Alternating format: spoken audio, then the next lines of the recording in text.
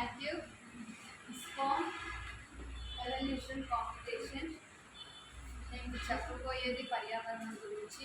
పర్యావరణం అంటే మన చుట్టూ ఉన్న ఆవరణమే పర్యావరణం. పర్యావరణం మనకు ప్రకృతి వనరులైన మట్టి, నీరు, గాలి, చెట్లు మరియు నేల, ఖనిజాలు మొదలైనవి అందిస్తున్నారు. నిజానికి పర్యావరణం అంటే మనం. ఈ ప్రకృతి సిద్ధ అంశమైన పర్యావరణ అంశాలైన మానవుడి తప్పిదాల వల్ల, మానవుడి అశ్రద్ధ వల్ల కలుషితం అవుతున్నాయి. కలుషితం లేదా కాలుష్యం చెడిపోవడం, ముందు తరాల వాళ్ళకు అందించకపోవడం, పనికి రాకపోవడం. కాబట్టి ఈ ప్రకృతి సిద్ధ అంశమైన చెట్లు, నీరు, గాలి మరియు నేలలను కాపాడుకోవడం, వాటిని ముందు తరాల వాళ్ళకు అందించడం మన బాధ్యత. ఒక జీవి పుట్టుటకు పర్యావరణం చాలా ముఖ్యం. పర్యావరణం లేకపోతే భూమిపై ఒక జీవి కూడా ఉండదు. పర్యావరణం ద్వారా జీవులకు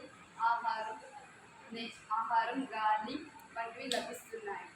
మానవుడు చేసే కీడు వల్ల గ్లోబల్ వార్మింగ్ వంటి విపరీత మరాలు మరియు చవి చూడవలసి వస్తుంది.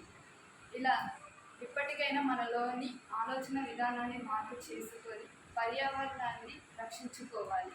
పర్యావరణాన్ని మనం రక్షిస్తే పర్యావరణం మనల్ని రక్షిస్తుంది. Thank you.